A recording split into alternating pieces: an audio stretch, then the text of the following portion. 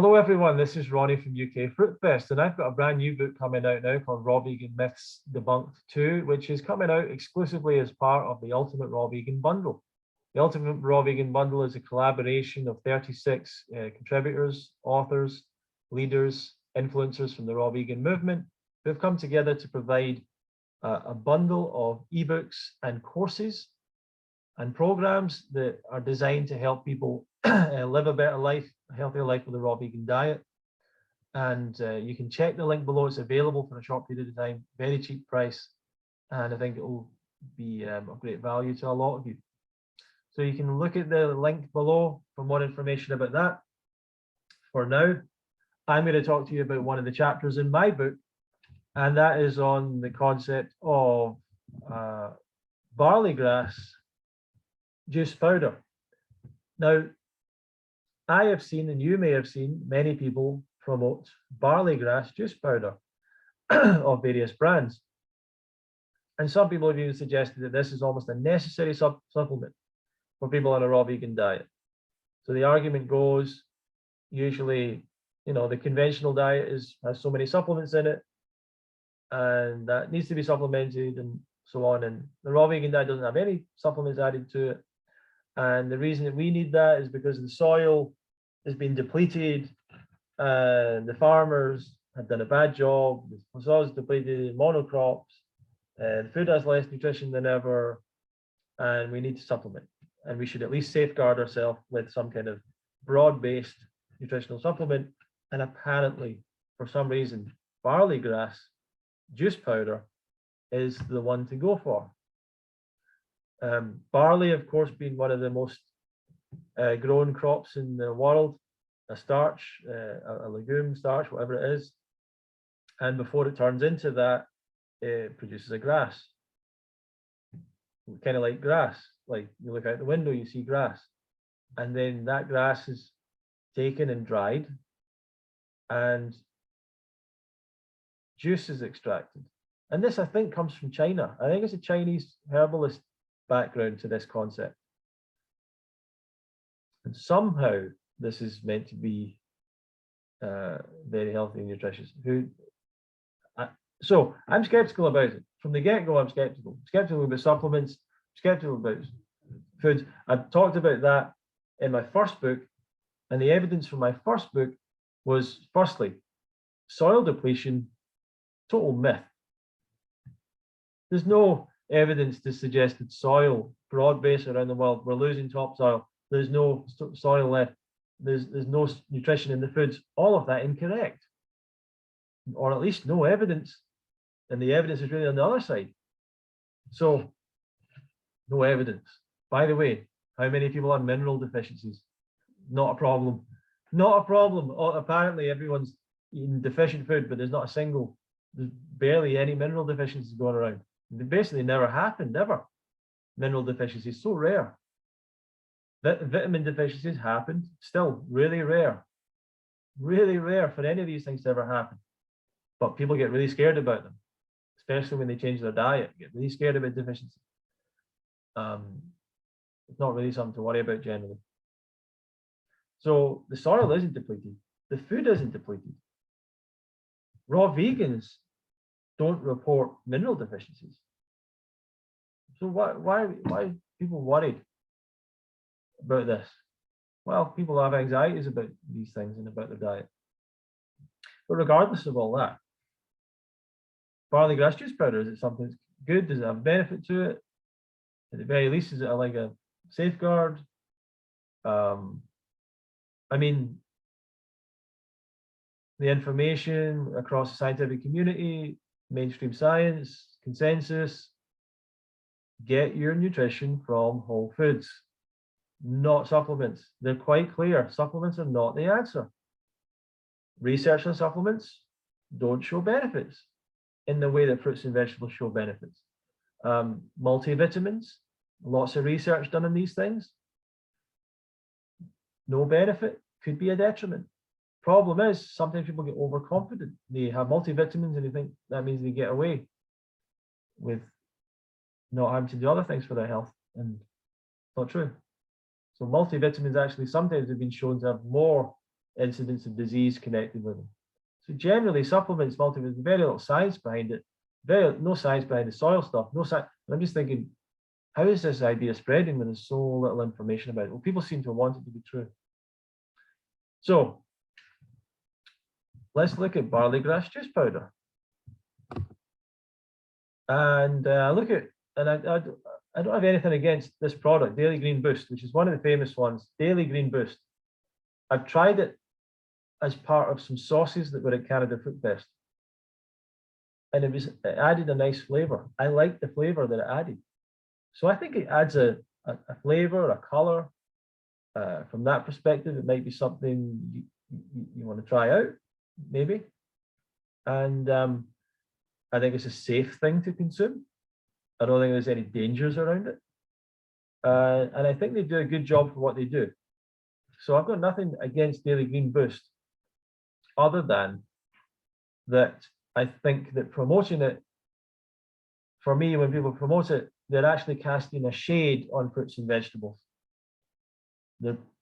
And there's something in people. I remember we did a weekend with the UK Fruit Fest in London, and the different speakers are talking. We're trying to get, I'm trying to get people excited about fruit and vegetables and raw foods, and we're talking about raw food lifestyle and fruit and health and all that stuff. And the audience is sitting back and they're listening, taking it in. And then one of my friends, Elliot, was giving a presentation, and he put up a picture of his bike or something, or some fruit. And in the background, there was a jar of Daily Green Boost. Just so happened to be there in the background. And the audience was almost magnetized. What's that? Where'd you get that? Is that available in the UK? Can we buy that here? Where's that stuff? The whole weekend, fruits and vegetables, health benefits, talking about everything. But the audience seemed to get more excited and engaged by a jar of Daily Green Boost. Why? Because it's magical health in a packet, and people like that idea. And fruit's like, oh, fruit, yeah, I know about fruit, fruit. Yeah, fruit, need more fruit, what? I know, I should, I get it, I've heard this before. Yeah, I've heard this message. Yeah, I've heard that. I've heard him say that before. Yeah. Like, not really taking in the message, not really wanting to hear it. But Daily Green Boost, oh my God, where do I get that? I can get, oh my God. So that's why people are into it. It's some kind of weird thing. So Daily Green Boost makes a claim on their website: commercial agriculture has created some challenges for our food supply. Well, commercial agriculture has fed the world better than any other system that's ever worked. So there's 1.7 billion obese people. We're producing way more food than we need, and starvation is not a thing of the past all over the world, but is far less than ever happened, and that's partly a result of commercial agriculture. So in terms of it creating challenges, it's got rid of far more problems. Practices, they go on, practices such as planting the same crop across many acres, replanting the same crop over and over without allowing the soil to recover, and focus on quantity instead of quality of the food produced has resulted in food that is less nutritious than it once was years ago. So the last claim is incorrect. The food is not less nutritious because farmers don't do those things. Farmers aren't like bleeding, like maniac psychopath idiots that have somehow got into farming but know nothing about it. No, you go to a local farm. By the way, do you know that if you plant the same crop and the same thing over and over, do you know that that reduces the nutrients? Oh, I didn't know that. I'm a farmer, but I don't have a clue how any of this stuff works. Like, the farmers know this stuff. They taught us this stuff. Like, they know this more than anyone else. Like, what this idea that this farmer's like, I'm just going to put the same thing over and over on the same patch of soil. Like, that's not what they do. That's not what happens. And this is also about vast monocrop type farms that are used to feed animals in the food industry. Like, this is not food grown for human consumption, but who cares? Let's pretend that it is or whatever. So that's right, but that doesn't happen. Like, it's right that if you grow food in the same soil, but that's been known for a long time. maybe thousands of years. But people still made those made problems with that. Focusing on quantity instead of quality. Well, quantity is important. We need to, like, we can't have starving people. Like, this is that's the problem. We need to make more food. And the idea that food's less nutritious, there's not really strong evidence. There's no strong evidence basically to confirm that. What people have done is they've looked at measurements made in the 50s and measurements made now, and they've went, oh look, there's less of that, and there's less of that, and there's less of that. And the thing is, and these are very small studies, it's completely different fruits and vegetables. It's like carrots. Oh, look at carrots. Carrots. It's not the same. They're not grown in the same place. They're not the same variety. They're literally, some have come from another country. Like, they're comparing, literally comparing apples to oranges, you know, in this, not literally, but almost. Totally different. And part of the reason that there's a difference is because food has been grown for actually more nutrition. Because when you have more carbohydrate, that's more nutrition. It's just more of one particular very important nutrient. So the food now is grown as more carbohydrate. That means that leads to a reduced amount of certain other nutrients. But that's the reason. It's not because there's no nutrition in the soil. And it doesn't lead to there not being enough nutrition in that food to feed us with the nutrients. So there might be less in a carrot in the 1950s. Okay, there's less iron in the carrot today than the carrot of the past. But it's a different variety of carrot. If you grew that carrot from the past, it would be fine. Well, by the way, there's all sorts of other minerals and nutrients where there's more of. So it's not this consistent thing. And the truth is, not leading to any problems. There's not any iron deficiency isn't happening as a result of lack of iron. It's happening as a result of people having a bad diet. So it's not something to be worried about. But these products are sold on the basis of you believing that. And some of you, even with me explaining that, even if I show you the evidence, you will continue to say the soil is depleted because that's your like religious mantra around it. The soil is depleted. The farmers are putting the same food on the same land over and over, and it's depleted and there's no nutrients. And I need to have a supplement. And that's what's going to keep me healthy. And if you want to keep that, that's your religion. That's fair enough, but it's not real. Serious problems can occur when the body goes without the nutrients it needs. This is Daily Green Boost for a long period of time. Using Daily Green Boost regularly gives you the nutrients your food may be missing. Well, the first claim is right. Serious problems can occur when your body is, terrible problems can occur when your body is not getting the nutrients it needs. You can die very quickly if you're not getting the nutrients you need. But Daily Green Boost regularly gives you the nutrients your food may be missing. And there's no evidence around that statement. They've not backed that up in any way. It's a very vague statement in itself. Your food, it gives you nutrients your food may be missing. So anyway, we'll have a look at what nutrients are in Daily Green Boost. But I looked for evidence about barley grass juice powder. I found one study from China.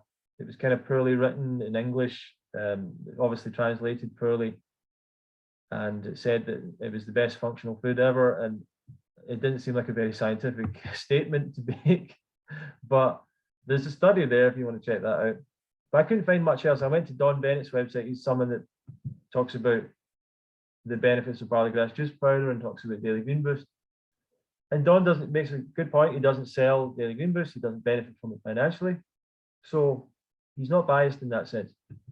But Don is also someone that's very rigorous in his factual information. And I was expecting to go over to this website because I can't find the studies and the research. I'm thinking, well, Don will have it. So I go over to Don's website, Health 101. Some good information there. You should go check that out.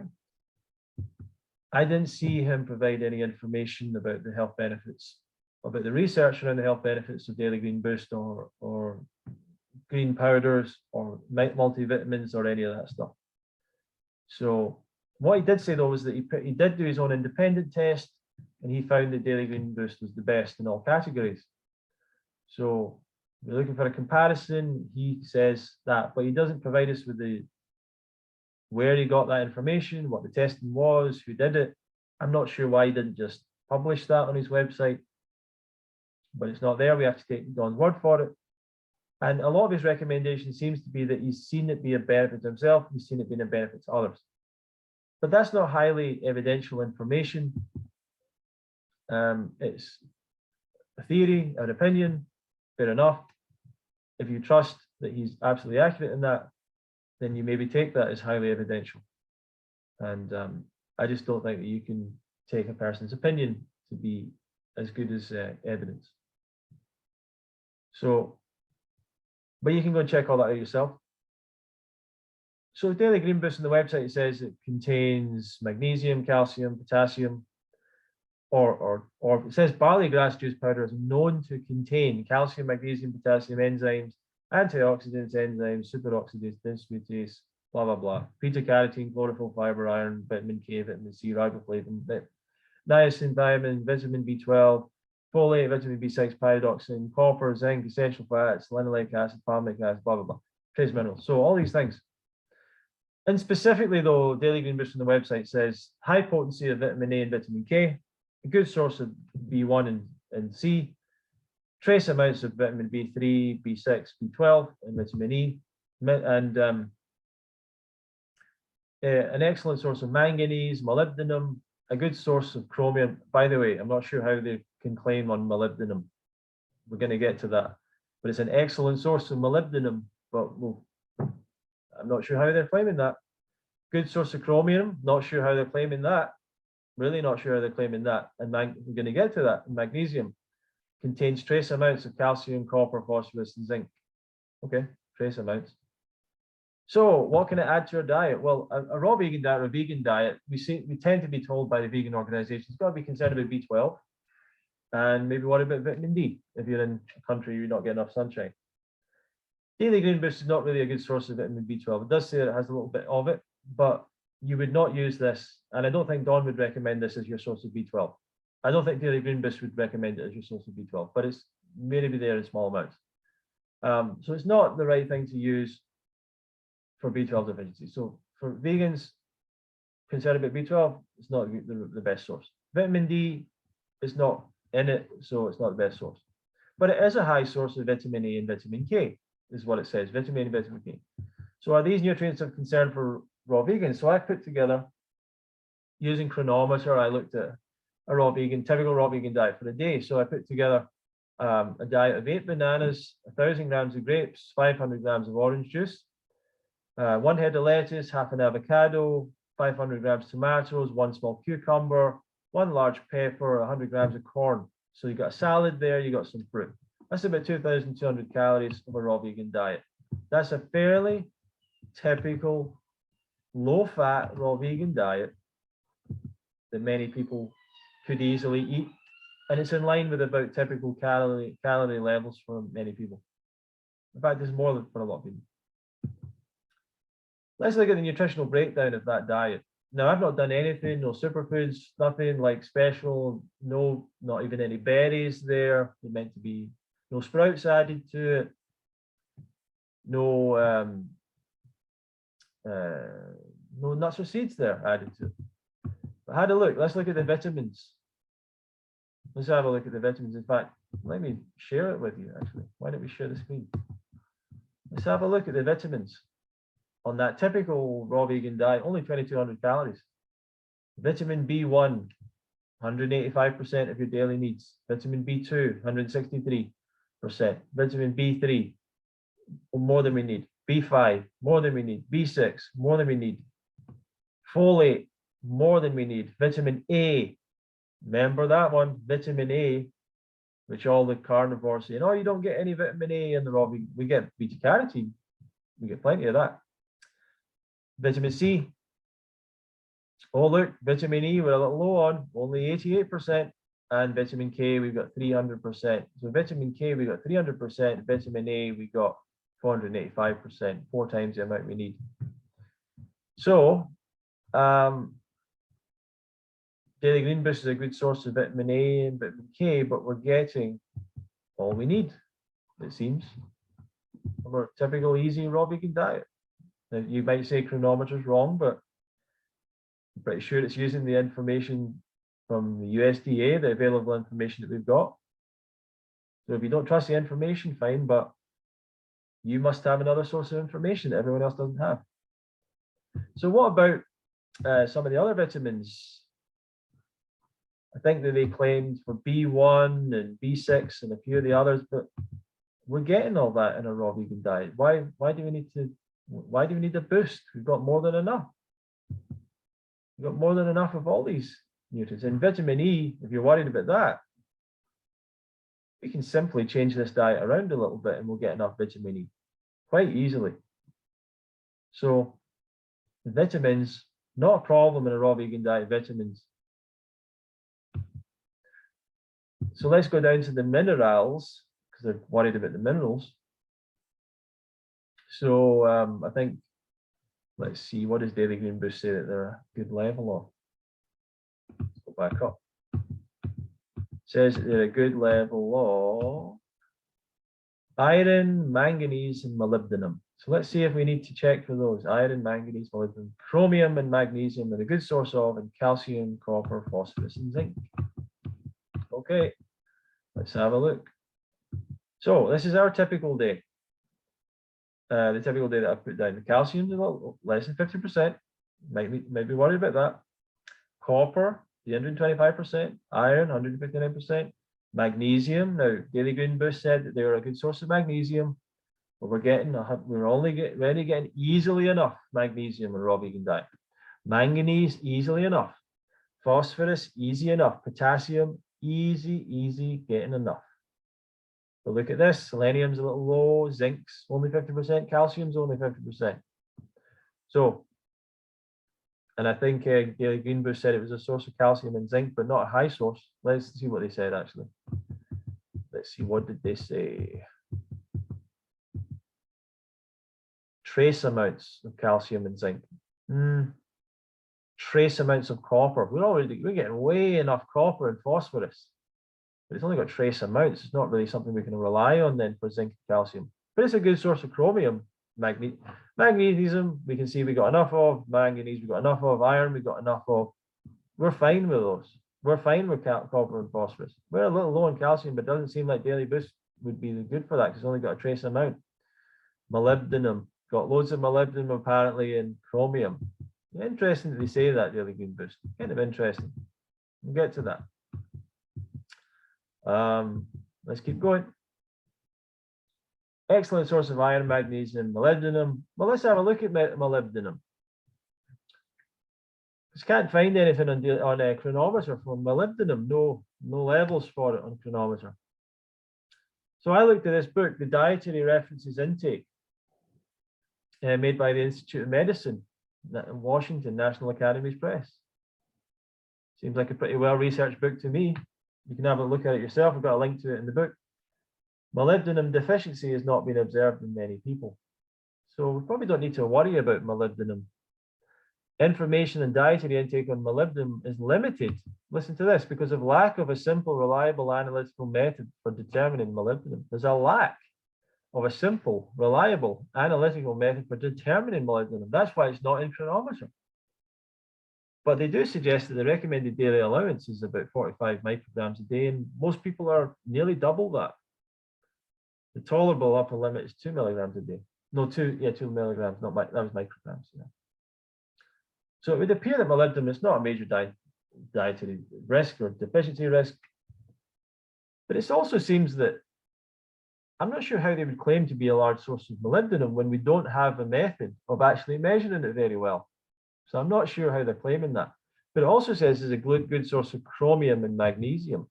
Well, magnesium we're getting plenty of. We can see that in the chronometer details. What about chromium? Well, going back to that book, determining the chromium content in foods requires rigorous contamination control because standard methods of sample preparation contribute substantial amounts of chromium to the foods being analyzed. chromium is quite variable among different lots of foods and may be influenced by geochemical factors, blah, blah, blah. Chromium content in foods may increase or decrease with processing. But basically they're saying dietary chromium intakes cannot be determined from any currently existing databases. We don't have the data to know. Daily Green Bush somehow knows that they've got enough chromium, or they've got chromium, and they're a good source of chromium. But it seems like we can't actually measure chromium very reliably and accurately in food. So not sure they're saying that, but some studies have shown that processing reduces chromium. So you would suggest that you actually don't want to have processed products like Daily Green Boost if you want to get chromium, because it reduces the chromium. And even juicing, I think, reduces chromium. So turning it into a juice and powdering it reduces the chromium. But chromium deficiency has basically never been seen. It's only been seen in some people that were having intravenous food supply, and somehow they found these people to be suffering from, they had no chromium in the food that they were using, I guess, not enough.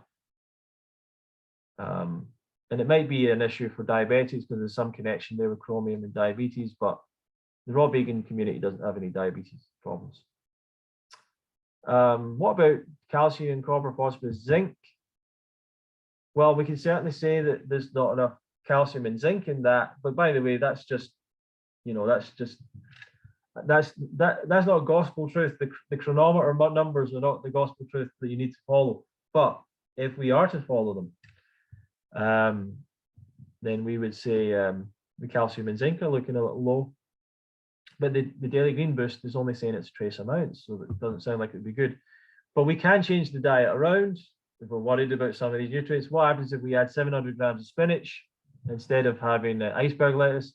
What happens if we substitute some of the bananas for blackberries and figs and a few different fruits? What we find is then our calcium goes up over 100%, no problems. Our copper, but all of these are things that we don't have reliable databases for, these 0%, so the chronometer doesn't measure them. Manganese over everything, phosphorus, potassium. Our zinc is now over 100% just by changing the diet a little bit. So if you're concerned about zinc, I don't think you should be, but you can do that. Sodium is always going to be low. It's measured in relation to people who eat a salt diet. So you're never going to have as much sodium as people that eat salt. You'd really struggle to anyway, because it's such a concentrated source. So I would say don't worry about sodium. Selenium often comes up as a little bit low. If you're really concerned about selenium, you can add 1 Brazil nut and it covers your selenium needs for the day, but it's really not something to worry about. Yeah, so yeah, 1 Brazil nut and you have like 200% of your selenium needs, but it's not really something to worry about. So that's what I'm seeing there with Daily Green Boost. Is that fair? Is that unfair? The claims have been made. Here's the nutrients we have.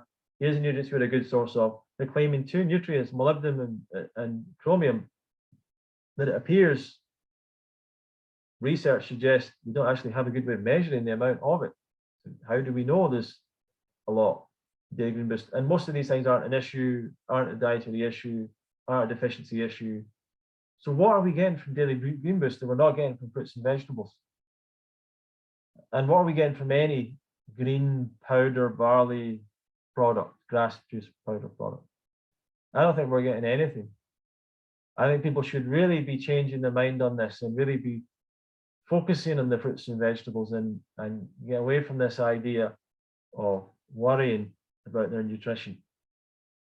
And fruits and vegetables are the health foods. They're the most nutritious foods. They are the foods that we are recommended by every health authority to get your nutrition from whole foods, get your nutrition from fruits and vegetables. In the raw vegan movement, for us to go against the science, the very strong science that supplements don't work, the multivitamins don't work, there's nothing around the science around basically around green powders to suggest that a green grass powder product works or helps us with our health. Why would we have a message that's so anti-science, anti-reality, and actually scares people away from eating fruits and vegetables and casts a negative that is wrong, and cast a negative opinion on fruits and vegetables, which is wrong. It's wrong to say that there's not enough nutrition in our food anymore. That's just not correct. It's a myth. It comes from the supplement industry. It's time to put away the supplements and provide people with the education that they need to change their diet and lifestyle. If you want more information about that, if you want to read the studies, if you want to get the links to all that, you get it in my book, Raw Vegan Myths Debunked, Part 2. It's part of the Raw Vegan Bundle.